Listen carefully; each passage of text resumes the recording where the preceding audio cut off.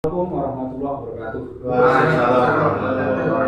Bapak Ketua FKPI sama rekan-rekan, Ibu dan Bapak Penyu sama rekan-rekan.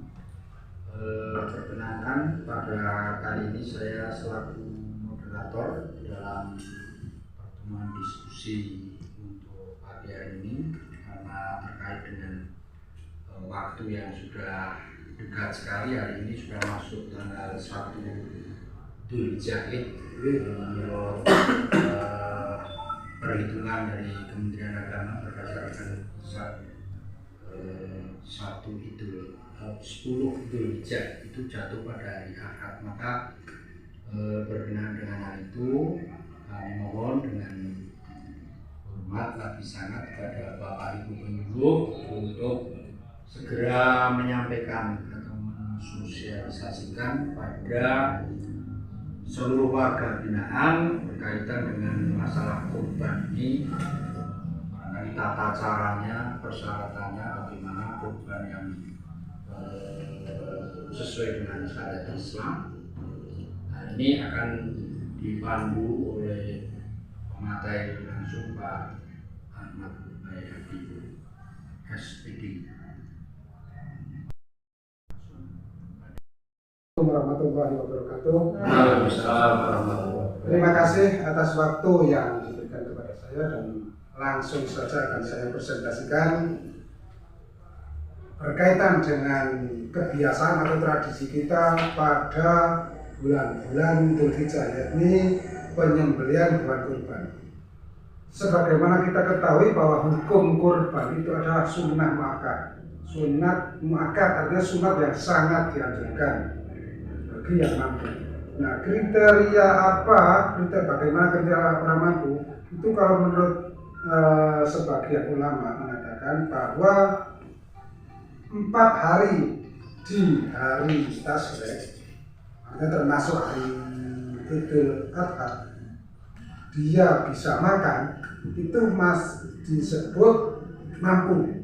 Nah, artinya orang yang mampu dalam hal ini bisa makan dan bisa mengadakan hewan untuk kurban, maka dia disunatkan untuk mengeluarkan hewan kurban. Kita kalau tidak mau berkurban, artinya tidak mau mengeluarkan hewan kurban, itu ada hadis yang menerangkan bahwa barang siapa yang mempunyai kelapangan rezeki tidak mau mengeluarkan kurban, fal yamut Yahudiyan atau Nasraniyan, tidaklah dia mati, pilih di antara mati Yahudi atau mati Nasrani. Artinya matinya mati sul khotimah. Jadi mari kita bangun kesadaran, kita tingkatkan kedekatan kita kepada Allah dengan mengeluarkan hewan kurban. Hewan kurban ini atau kata kurban ini berasal dari kata korban yang maknanya mendekat, sehingga kurban, penyembelihan hewan itu dimaksudkan itu untuk lebih mendekatkan kita kepada Allah. Nah, praktek atau teknik pelaksanaan hewan yang disembelih, baik sapi atau kambing, itu nantinya dibagikan kepada fakir miskin atau yang berhak, tapi dibagikan masih dalam keadaan mentah, artinya belum dimasak, beda dengan akikah. Dari penyembelihan kurban ini diharapkan nantinya siapapun yang memakan daging kurban ini akan menumbuhkan barokah, lebih mendekatkan dirinya kepada Allah, sehingga mereka-mereka yang memakan daging kurban ini ikut terpanggil untuk mengeluarkan daging kurban. Penyembelihan hewan kurban ini dilaksanakan pada tanggal 10 bulan Dzulhijjah, ditambah hari Tasyrik 3 hari, tanggal 11, 12, dan 13. Biasanya kalau di kampung-kampung ini ada semacam panitia yang menangani. Jadi nanti si orang yang mengeluarkan hewan kurban ini menyerahkan kambing kurbannya ini kepada panitia, sehingga nantinya yang melaksanakan proses penyembelihan dan berikut pembagiannya, tasarufnya itu dilaksanakan oleh panitia.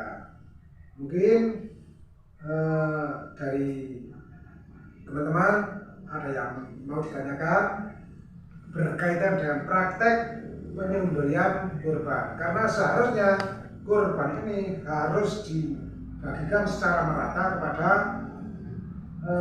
masyarakat yang berhak menerima. Ini harus dibagikan dalam baik itu belum berupa kulit, bahkan kalau tulangnya itu mau digunakan, ini juga harus dihabiskan. Baik itu dari kepala sampai kaki itu harus dibagikan dalam kondisi mentah, dalam kondisi sampai habis. Tidak boleh ada yang dijual. Kalau ada yang dijual, ini nanti akan membatalkan pahala kurbannya. Maksudnya membatalkan pahala hewan kurban. Jadi ini memang menjadi polemik bagi kita, karena memang masih di sebagian kampung-kampung sekitar kita itu masih ada praktek-praktek seperti itu. Jadi ini menjadi tugas kita untuk memberikan edukasi pada mereka bahwa menjual daging, menjual kulit kurban, daging kurban, hewan kurban ini tidak dibenarkan oleh syariat. Nah, terus untuk operasinya bagaimana? Nah, ini kita siasati dan kita berikan edukasi. Siapapun yang mengeluarkan daging kurban ini harus disertai uang operasional. Jadi biar tidak menjual kulit. Entah itu untuk beli rokok atau entah untuk beli plastik resek dan lain-lain, biar operasional. Ini alangkah baiknya nanti kita berikan edukasi, disepakati setiap satu kambing itu berapa, entah 50.000 atau 100.000 sesuai dengan kebutuhan, kira-kira begitu. Jadi saya tegaskan lagi bahwa menjual daging, menjual kulit hewan kurban itu tidak boleh, sama sekali tidak boleh, alias haram hukumnya, nanti bisa membatalkan pahala dari hewan kurban. Terima kasih, mungkin bisa diterima atau siapa yang mau menambahkan.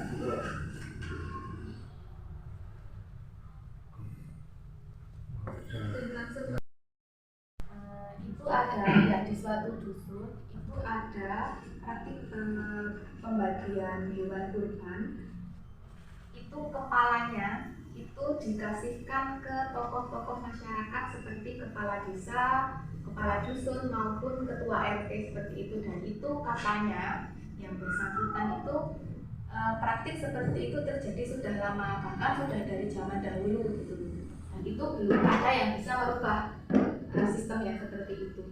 Saya belum pernah menemukan dasar hukum baik dari hadis ataupun maqalatul ulama yang mengharuskan bagian kepala hewan kurban itu diberikan kepada kepala wilayah atau kepala daerah atau kepala desa, baik itu kepala desa, kepala dusun, kepala adat, kepala suku.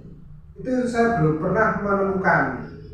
Artinya mungkin itu hanya semacam filosofi bahwa untuk kepala itu harus untuk maksud saya kepala hewan itu harus untuk kepala desa, kepala keluarga, kepala suku dan kepala adat. Itu hanya sebatas naluri saja.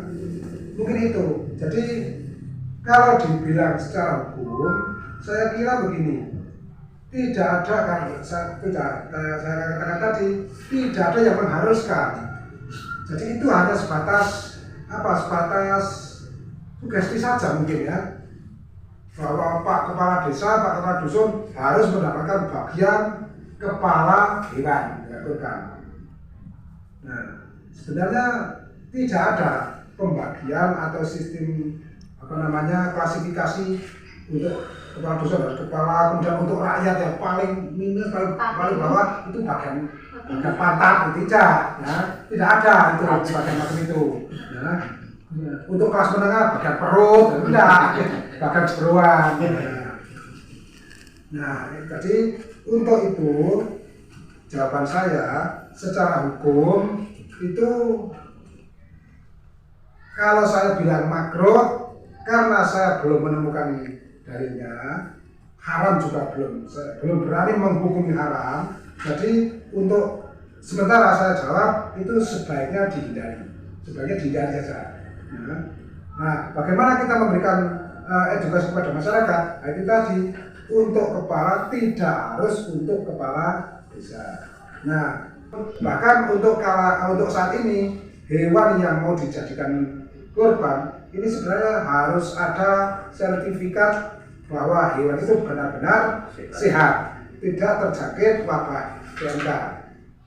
Tapi saya kira mungkin saja di sebagian desa-desa ini ada yang yang terlalu tidak menghiraukan dengan aturan tersebut, sehingga ya dari sisi lahiriah kok tampak sehat, ya udah nggak perlu sertifikat. Nah, mungkin seperti itu. Tapi kita harus bisa menjadi contoh bahwa apa yang menjadi himbauan dari pemerintah, nah kita harus berada di garis terdepan untuk memberikan perhatian. Demikian.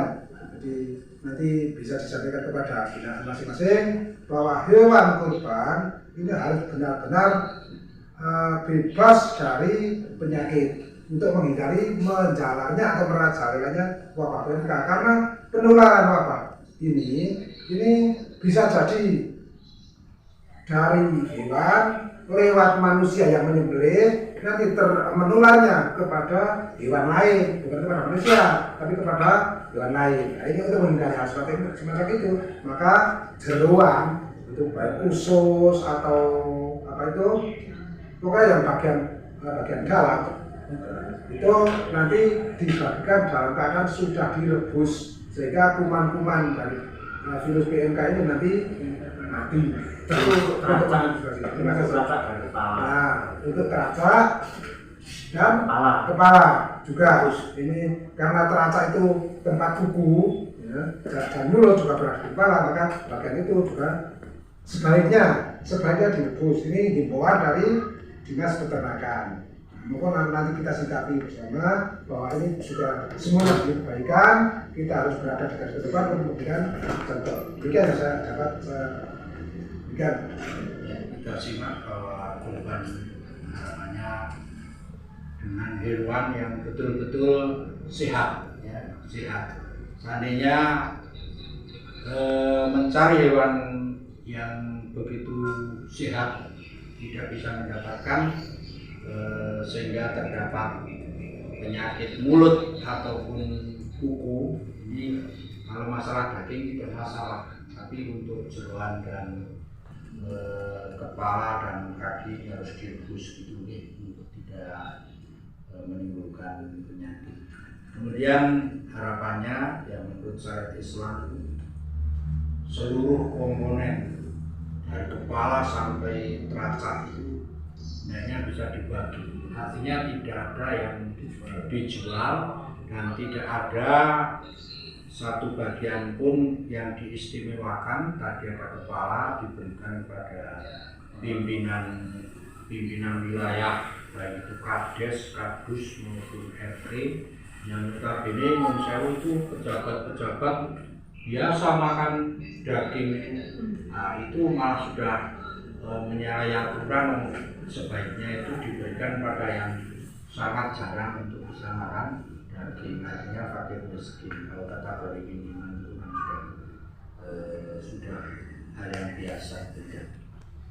Dan itu mohon untuk bisa dilengkapi, ada kekurangan kejangan di sana sini. Kita tunggu kritik yang konstruktif untuk bisa membangun kesempurnaan bagaimana agar kurban itu sesuai dengan tujuan utama adalah untuk mendekatkan diri pada Allah Subhanahu wa Ta'ala, dengan harapan tidak ada hal-hal yang keluar. Tadi sudah disepakati orang yang kurban harus mengeluarkan semacam biaya operasional sehingga nggak ada alasan untuk beli ini itu dan lain-lain. Saya kira itu sebagai moderator dari awal sampai akhir hanya jangan melalui makam. Mari kita tutup bersama dengan bacaan takbir. Alhamdulillah. Terima kasih Pak Materi dan Bapak Ibu semua atas